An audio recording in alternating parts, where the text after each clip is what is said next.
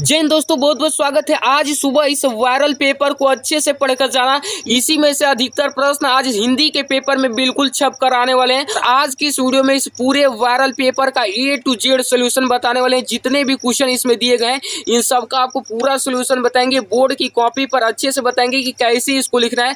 देख सकते हैं बोर्ड की कॉपी पर आपको सारी चीजें अच्छे से बताएंगे कि कैसे आपको बोर्ड की कॉपी लिखना है और फुल सोल्यूशन के साथ बात करेंगे। अच्छे से इस वीडियो को यदि आप देख लेते हो तो आपका आज यानी कि हिंदी के पेपर में 95% लाने से कोई नहीं रोक पाएगा, क्योंकि काफी ज्यादा इंपॉर्टेंट पेपर है। इसी में से मोस्टली क्वेश्चन सीधे सीधे बोल रहा हूँ कि आपको टकराएंगे। तो अच्छे से देख लेना इसका पूरा सोल्यूशन। थोड़ा सा टाइम निकाल कर देख लेना, वीडियो की स्पीड बढ़ाकर देख लेना, लेकिन जरूर देख लेना इस वायरल पेपर का पूरा सोल्यूशन, क्योंकि बहुत ज्यादा इंपॉर्टेंट ये पेपर है। और इसमें जो क्वेश्चन पूछे गए सच में वो बहुत ज्यादा इंपॉर्टेंट और वायरल क्वेश्चन पूछे गए। तो अच्छे से इसको तैयार करके ही जाना, ठीक है ना। चलिए इसका अच्छे से सोल्यूशन देखते हैं। यहाँ पर सबसे पहला यहाँ पर देखोगे तो विकल्पीय प्रश्न सबसे पहला क्या कर रहा है, देखिए अच्छे से पढ़िए क्या कर रहा है कि बाबू गुलाब राय किस युग के लेखक है। बाबू गुलाब राय किस युग के लेखक है, मोस्ट इंपॉर्टेंट क्वेश्चन है जो हर एक साल रिपीट करता है। ये देख सकते हैं ये क्वेश्चन। तो इसमें बताना है बाबू गुलाब राय किस युग के लेखक है, तो वो जो है आपके द्विवेदी युग के लेखक है। किस युग के लेखक है, द्विवेदी युग के। अगला करे चिंतामणि किस विधा की रचना है, 1 नंबर का ये भी है। चिंतामणि किस विधा की रचना है, तो ये जो है निबंध विधा की रचना है। Very very most important question है, अच्छे से तैयार करके जाना, ठीक है ना। कह रहे हैं गबन किसकी रचना है, गबन किसकी रचना है, तो गबन जो है मुंशी प्रेमचंद्र जी की रचना है। किनकी, मुंशी प्रेमचंद्र जी की। अगला कह रहे हैं शुक्ल युग की समय अवधि है, शुक्ल युग की समय अवधि 1919 से 1938 तक है। Very very most important question ये भी है। अगला कह रहे हैं नीर का निर्माण फिर किस विधा की रचना है, नीर का निर्माण फिर जो है किस विधा की रचना है, आत्मकथा विधा की, यानी कि बी वाला ऑप्शन इसका राइट हो जाएगा। 1 नंबर इसका भी आपको मिल जाएगा। Very very most important question ये भी। प्रिय प्रवास किसकी रचना है, सीधे सीधे यही क्वेश्चन आपको छप कर मिलेंगे। 100% बोल रहा हूँ। यहाँ पर प्रिय प्रवास किसकी, किस युग की रचना है आपको बताना है। तो प्रिय प्रवास जो है आपकी किस युग की रचना है, द्विवेदी युग की रचना है। ए वाला ऑप्शन राइट हो जाएगा। मधुशाला किसकी रचना है, मोस्ट इंपॉर्टेंट क्वेश्चन छप कर आने वाला प्रश्न है। मधुशाला किसकी रचना है, तो वो है अयोध्या सिंह हरिऔध की। यहाँ पर अगला करें भारत भारती किसकी रचना है, 1 नंबर का ये भी है। भारत भारती किसकी रचना है, तो जो है मैथिली शरण गुप्त जी की रचना है। ये भी छप कर आएगा। यहाँ पर अगला करें आधुनिक काल कब से कब तक चला, तो आधुनिक काल कब से कब तक चला, आधुनिक काल जो चला 1843 से अब तक। अभी जस्ट इसका वर्णात्मक प्रश्न का भी सोल्यूशन देखेंगे, अच्छे से आपका 70 में 70 पक्का हो जाएगा, ठीक। अगला करें मतीराम किस युग के कवि है, मतीराम किस युग के कवि है, 1 नंबर का ये भी प्रश्न। मतीराम जो है आपके रीतिकाल के कवि है। वेरी वेरी मोस्ट इंपॉर्टेंट छप कर ही आएगा। यहाँ पर अगला करें हास्य रस का स्थायी भाव क्या होता है, हास्य रस का स्थायी भाव हास होता है। सुआ तोड़े पीठ पर श्याम सलोने गात मनो नीलमणि शैल पर आता पयो प्रकाश, इसमें कौन सा अलंकार है, तो देखिए यहाँ पर मनो आ रहा है, तो यहाँ पर जो हो जाएगा आपका उत्प्रेक्षा अलंकार हो जाएगा। कौन सा, उत्प्रेक्षा अलंकार। मनो मानो जनो जानो में उत्प्रेक्षा अलंकार होता है। ये मोस्ट इंपॉर्टेंट क्वेश्चन है। यहाँ पर अगला करें रोला छंद में कुल कितने चरण होते हैं, तो रोला छंद में कुल 4 चरण होते हैं। देखिए छप कर ही आएगा ये प्रश्न। यहाँ पर अगला करें कि आकर्षण शब्द में किस उपसर्ग का प्रयोग किया गया है, ये भी मोस्ट इंपॉर्टेंट देखना, आपके पेपर में 100% ये पूछा जाएगा। यहाँ पर आकर्षण शब्द में जो है आ उपसर्ग हो जाएगा। यहाँ पर रचना के आधार पर कितने भेद होते हैं वाक्य के, तो 3 भेद होते हैं। मोस्ट इंपॉर्टेंट ये भी है। अगला करें पीताम्बर में कौन सा समास है, पीताम्बर में कौन सा समास है बताइएगा। पीताम्बर में जो है आपका बहुव्रीहि समास है। अगला करें अश्रु का मतलब आंसू का तत्सम क्या होता है, आंसू का तत्सम क्या होता है, अश्रु होता है। क्या होता है, अश्रु होता है, ठीक है ना। कर्तृवाच्य में किसकी प्रधानता होती है, तो 1 नंबर का ये भी है। कर्तृवाच्य में यहाँ पर कर्ता की प्रधानता होती है, मोस्ट इंपॉर्टेंट है। ताव्य शब्द में वचन एवं विभक्ति है, ताव्य शब्द में कौन सा वचन कौन सा विभक्ति है, तो ताव्य शब्द में जो है आपके षष्ठी विभक्ति और बहुवचन है। कौन सा, आपका षष्ठी विभक्ति बहुवचन हो जाएगा, ठीक है ना। चलिए अच्छे से देखिए अगला क्या कर रहा है। अगला कर रहा है कि निम्नलिखित में से कौन सा सर्वनाम है, तो वह जो है सर्वनाम हो जाएगा। मोस्ट इंपॉर्टेंट क्वेश्चन है और छपकर यही आएगा, देखना। यहाँ पर अगला वर्णात्मक प्रश्न आता है 50 नंबर का, जो कि मोस्ट इंपॉर्टेंट है। इसको अच्छे से देख लेना, कॉपी पर बताऊंगा, इससे आपको ये पता चल जाएगा कि बोर्ड में कॉपी भी कैसे लिखना है, और इसमें से ही मोस्टली क्वेश्चन आपके बोर्ड में छप कर आएंगे। तो अच्छे से देख लेना इसका सोल्यूशन। देखिए यहाँ पर कर है प्रश्न नंबर 1, निम्नलिखित गद्यांश पर आधारित किन्हीं 3 प्रश्नों के उत्तर दीजिए। तो देखिए यहाँ पर ऐसे ही देख लीजिए, हमने बता दिया ही आपको कि कैसे भरना है। इस पर डेडिकेटेड वीडियो आपको बता दिया हूँ कि कैसे इसको भरना है, तो अच्छे से इसको भरना सीख लेना। यहाँ पर भले ही इंटरमीडिएट लिखा हो, लेकिन ये हाई स्कूल के लिए भी है, ठीक है ना। ऐसा ही सेम रहता है। देखिए अब यहाँ पर आएंगे, सबसे पहले यहाँ पर आएंगे तो यहाँ पर आता है, हम देखिए यहाँ पर खंडवा हम कर रहे हैं ना, खंडवा यहाँ पर कर रहे हैं। यहाँ पर वर्णात्मक प्रश्न खंडवा प्रश्नोत्तर 1, तो सबसे पहले हम लिखेंगे यहाँ पर खंडवा अच्छे से, उसके बाद यहाँ पर लिखेंगे वर्णात्मक प्रश्न अच्छे से, ठीक। देन उसके बाद यहाँ पर लिखेंगे प्रश्नोत्तर 1, और प्रश्नोत्तर 1 जो है अपना कौन सा वाला है, अपना प्रश्नोत्तर उत्तर एक जो है गद्यांश वाला है। गद्यांश वाला है तो यहाँ पर लिख देंगे ब्रैकेट में गद्यांश। और गद्यांश लिखने के बाद यहाँ पर देखिए आपका गद्यांश दिया गया, कोई बात नहीं कि एक स्वभाव और रुचि के लोगों में ही मित्रता हो सकती, वर्ण भिन्न समाज में भिन्नता देखकर सॉरी लोग एक दूसरे की ओर आकर्षित होते हैं। तो इसका आपको संदर्भ लिखना है, रेखांकित अंश की व्याख्या करना है और आपसे एक प्रश्न पूछा गया है उसका आंसर देना है। तो देखिए इसका सबसे पहले हम संकेत लिखेंगे और संकेत में अंडरलाइन जो किया गया है उसके आगे का दो शब्द और उसके बाद का दो शब्द लिखते हैं। तो देखिए इसके आगे का दो शब्द क्या है, यह कोई और डैश डैश होते हैं लिख देंगे। उसके बाद देखिए संदर्भ में क्या लिखेंगे, प्रस्तुत गद्यांश हमारी पाठ्य पुस्तक हिंदी के मित्रता नामक पाठ से अवतरित है या फिर लिया गया है। इसके लेखक जो है आचार्य रामचंद्र शुक्ल जी। अच्छे से इस तरीके से लिखना है आपको संदर्भ। उसके बाद देखिए रेखांकित अंश की व्याख्या, ये जो अंडरलाइन किया गया है इसकी व्याख्या क्या होगा कि शुक्ल जी कहते हैं कि दो व्यक्तियों में, यहाँ पर देखिए दो व्यक्तियों में यहाँ पर कह रहा है कि मित्रता होने के लिए यह आवश्यक नहीं कि उनके स्वभाव एक जैसे हो, उनकी रुचियाँ भी समान हो, वरन भिन्न भिन्न स्वभाव के लोगों में भी मित्रता हो सकती है। और यहाँ पर कह रहा है कि समाज में व्याप्त भिन्नता देखकर निर्धन धनी की ओर, निर्बल शक्तिशाली की ओर तथा विनीत नम्र व्यक्ति की ओर आकर्षित होते हैं। उसके बाद यहाँ पर आपसे एक प्रश्न पूछा गया कि लेखक के अनुसार समाज में भिन्नता देखकर लोग एक दूसरे की ओर क्यों आकर्षित होते हैं, ये छप कर ही आएगा, देख लेना। यहाँ पर कह रहा है समाज में भिन्नता देखकर ही व्यक्ति एक दूसरे की ओर आकर्षित होते हैं क्योंकि व्यक्ति में होने वाले गुणों का अभाव उसे उस गुणवान व्यक्ति की ओर आकर्षित करता है। तो इस तरीके से ये हो गया। उसके बाद अथवा करके भी आपका दिया गया, तो इसको भी अच्छे से पढ़ लेना। देखिए ये ममता वाले पाठ से लिया गया, तो इसका संदर्भ लिख देना, ममता पाठ से लिया गया और इसका संदर्भ क्या हो जाएगा, जयशंकर प्रसाद इसके लेखक हो जाएंगे, तो संदर्भ लिख देना। उसके बाद रेखांकित अंश की व्याख्या कर देना। उसके बाद एक प्रश्न पूछा जाए जिसका आंसर इसी में होगा, तो इसको अच्छे से लिख देना। उसके बाद यहाँ पर कराया दिए गए पद्यांश पर आधारित किन्हीं 3 प्रश्नों के उत्तर दीजिए। ये आपका पद्यांश दिया गया, चरण कमल बंदो हरिराई जाके कृपा पर लंग गिरी लंगे, ये भी 6 नंबर का है। इधर आओगे तो यहाँ पर दिया है, अंधे को सब कुछ दर्शाई, बहिरे सुने गूंगे पुली बोले, रंग चले शिक्षक धराई, सुधा स्वामी करना मैं बार बार बंद होता ही पाई। तो ये जो अंडरलाइन किया गया है इसी का संदर्भ लिखना है, इसी का व्याख्या करना है और इसी में एक अलंकार पूछा गया, इसमें कौन सा अलंकार है बताना है। तो देखिए इसका संदर्भ कैसे लिखेंगे, सबसे पहले देखिए कि इसका हेडिंग कैसे बनाएंगे, ठीक है ना। तो देखिए यहाँ पर सबसे पहले यहाँ पर आइए, यहाँ पर लिखेंगे प्रश्नोत्तर 2 और यहाँ पर ब्रैकेट में लिखेंगे पद्यांश, ठीक है ना, पद्यांश लिखेंगे।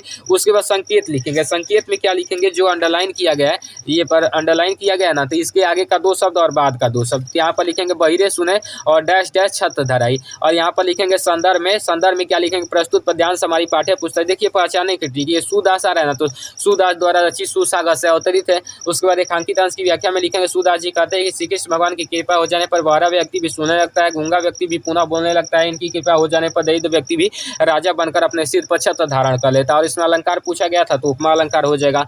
उसके बाद ये अथवा करके भी दिया गया, दोनों में से कोई एक कर दीजिए। ये आपका तुलसीदास द्वारा वन पद पर से लिया गया, तो इसकी व्याख्या कर दीजिएगा और अलंकार पूछ रहा है इसको लिख दीजिएगा। उसके बाद अगला करें संस्कृत गद्यांश में किसी एक का संदर्भ से हिंदी में अनुवाद कीजिए, 5 नंबर का। ये आपका संस्कृत गद्यांश दिया है, ऐसा नगरी भाती संस्कृत, संस्कृत भात केंद्र असलियत संस्कृत भाव संस्कृत आलोक प्रसिद्ध मंगल विराज दारसी को अदागत दर्शन शास्त्र नाम अध्ययन करो सतेषाम ज्ञानम चप्रवहिता भवत् सतेन उपनिषदम अनुवादम फारसी भाषा कारित। अथवा करके भी एक और दिया है, तो आइए हम ये वाला करते हैं।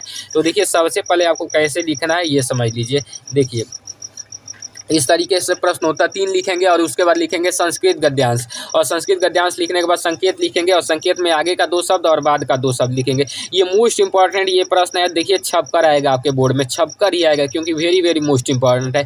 तो आगे का 2 शब्द ऐसा नगरी या डैश डैश भाषायाम कारिता लिख देंगे। संदर्भ लिखेंगे प्रस्तुत संस्कृत गद्यांश हमारी पाठ्य पुस्तक हिंदी के संस्कृत खंड के वाराणसी पाठ से अवतरित है। उसके बाद लिखेंगे हिंदी में अनुवाद लिखेंगे, यह नगरी भारतीय संस्कृत और संस्कृत भाषा का केंद्र स्थल है, यहीं से संस्कृत साहित्य और संस्कृति का प्रकाश सभी जगह फैला। मुगल युवराज दारा सिकोह ने यहाँ आकर भारतीय दर्शन शास्त्रों का अध्ययन किया, वह उनके ज्ञान से इतना प्रभावित हुआ कि उसने उपनिषदों का अनुवाद फारसी भाषा में कराया। इस तरीके से इसका अनुवाद लिख देना। उसके बाद अथवा करके भी एक दिया गया, तो ये जो आपका भारतीय संस्कृति, यहाँ संस्कृति आ रहा है ना, तो भारतीय संस्कृति से अच्छे से इसका मतलब संदर्भ और हिंदी में अनुवाद लिख देना। उसके बाद 4 नंबर में कराए दिए गए संस्कृत पद्यांश में से किसी एक का संदर्भ से हिंदी में अनुवाद कीजिए, 5 नंबर का ये भी है। अब वेरी मोस्ट इंपॉर्टेंट है, ये छप कर ही आएगा, देख लेना छप कर ही आएगा क्योंकि बहुत ज़्यादा इंपॉर्टेंट है।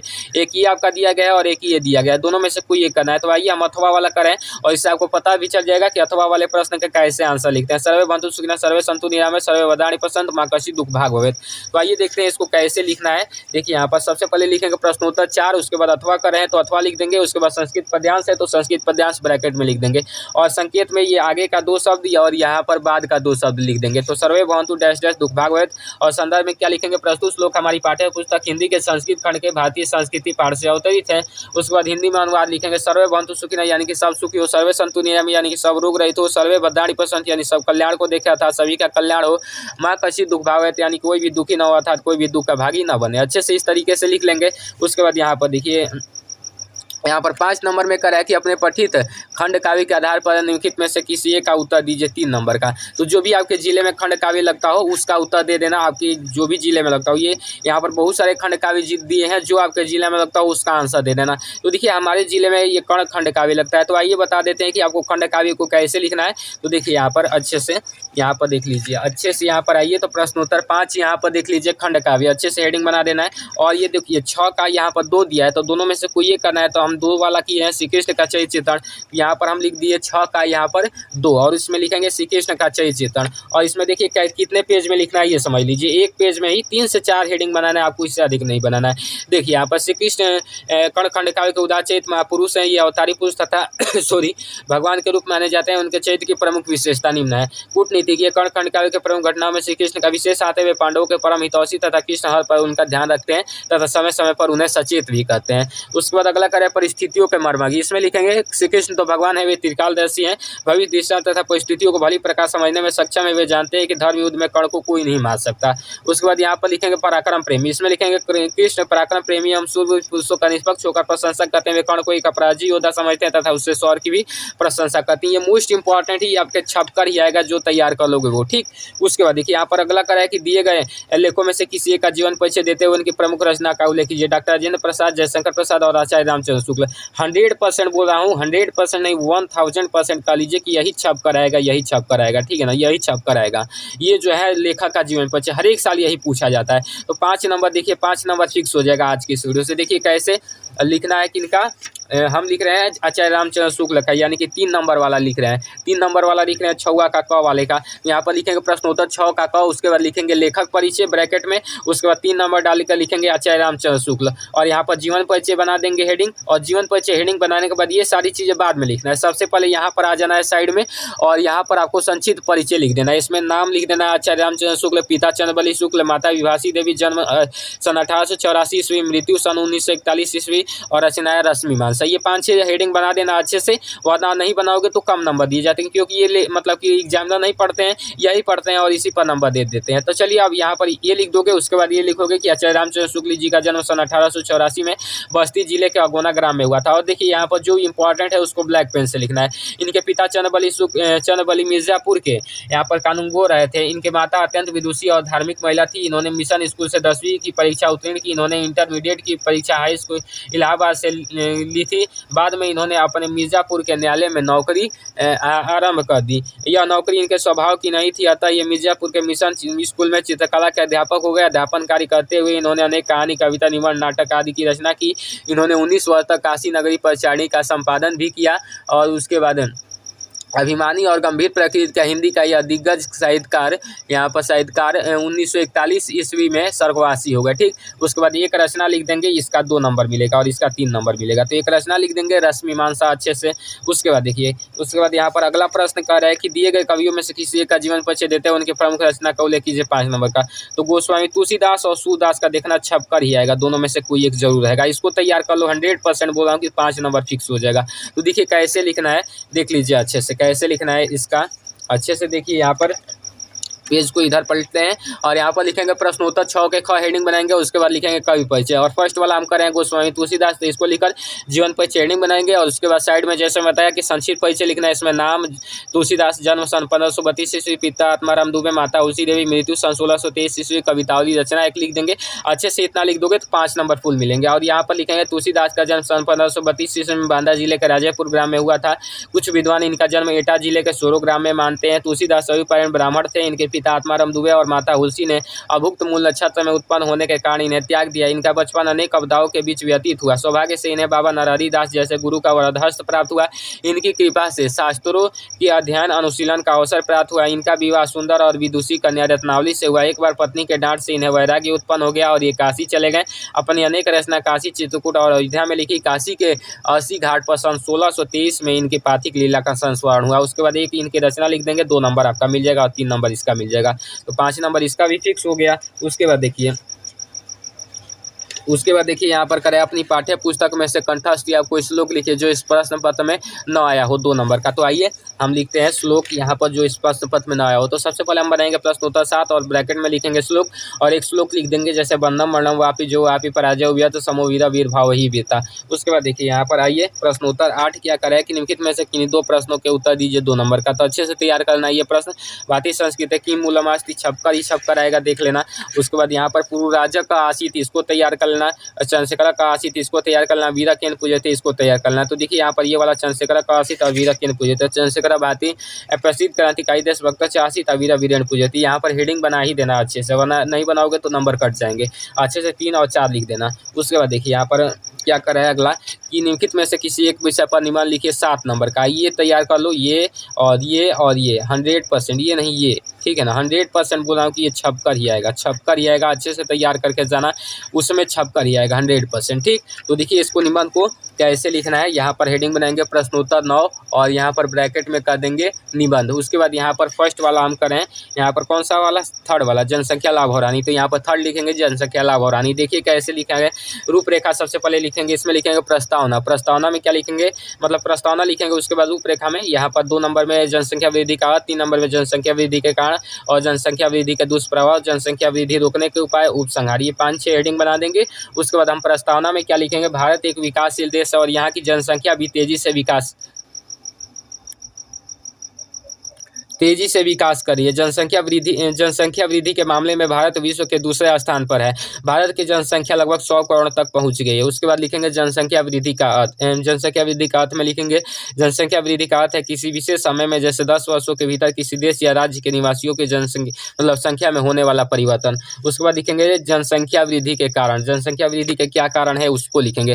तो लोगों में इस बात की जागरूकता की कमी है कि जनसंख्या वृद्धि के दुष्प्रभाव भी हो सकते हैं। भारत की साक्षरता दर 73% है, इस वजह से अशिक्षित लोगों को जनसंख्या वृद्धि के दुष्प्रभाव का अनुमान ही नहीं है। उसके बाद लिखेंगे जनसंख्या वृद्धि के दुष्प्रभाव, यहाँ पर 4 नंबर में। यहाँ पर लिखेंगे जैसे जैसे आबादी बढ़ेगी भोजन और पानी जैसे बुनियादी जरूरतों की खपत भी बढ़ेगी। बढ़ती जनसंख्या द्वारा उपयोगित वस्तुओं में प्रदूषण की समस्या बढ़ रही है। उसके बाद लिखेंगे जनसंख्या वृद्धि रोकने के उपाय। जनसंख्या वृद्धि रोकने के उपाय में लिखेंगे जनसंख्या में कमी, अधिकतम समानता, बेहतर पोषण, शिक्षा और स्वास्थ्य जैसे बुनियादी स्वास्थ्य सुविधाओं जैसे लक्ष्यों की प्राप्ति के लिए सरकार और मजबूत नागरिक सामाजिक संस्थाओं के बीच बेहतर सामंजस्य की आवश्यकता है। उसके बाद लिखेंगे विश्व जनसंख्या दिवस। इसमें लिखेंगे हर वर्ष 11 जुलाई को विश्व जनसंख्या दिवस के रूप में मनाया जाता है। दरअसल इस दिन की स्थापना 1989 ईस्वी में संयुक्त राष्ट्र कार्यक्रम के गवर्निंग काउंसिल द्वारा की गई थी। उसके बाद उपसंहार में क्या लिखते हैं, जो आप क्या सोच रहे हो, भारत सरकार क्या सोच रही है इसके बारे में। तो वर्ष 2011 की जनगणना के अनुसार भारत की आबादी 121 करोड़ की थी तथा अनुमान लगाया जा रहा है कि यह 130 करोड़ के पार हो चुकी है। साथ ही 2030 तक भारत की आबादी चीन से अधिक होने का अनुमान है। तो ये उपसंहार में लिख देंगे, ठीक।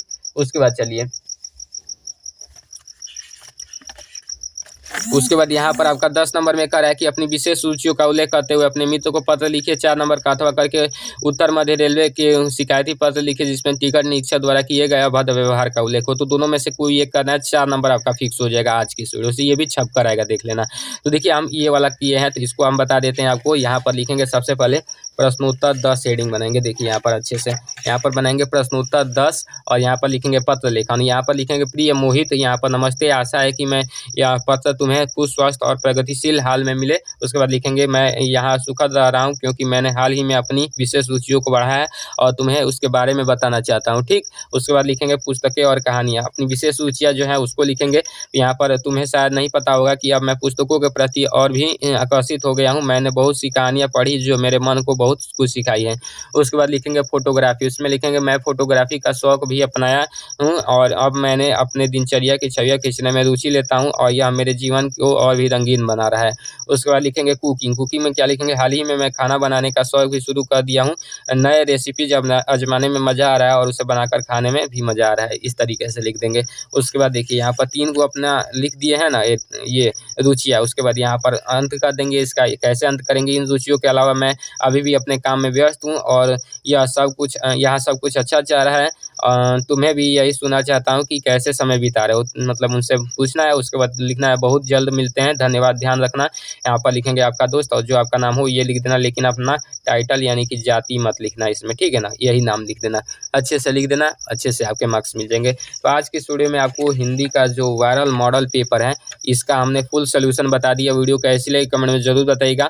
मैं मिलता हूँ आपको इसकी नेक्स्ट वीडियो में। और इसका PDF चाहिए तो मेरे व्हाट्सएप ग्रुप को जाकर ज्वाइन कर लेना, लिंक डिस्क्रिप्शन में। आज की वीडियो में इतना ही, मैं मिलता हूँ आपको इसकी नेक्स्ट वीडियो में। तब तक के लिए जय हिंद, वंदे मातरम।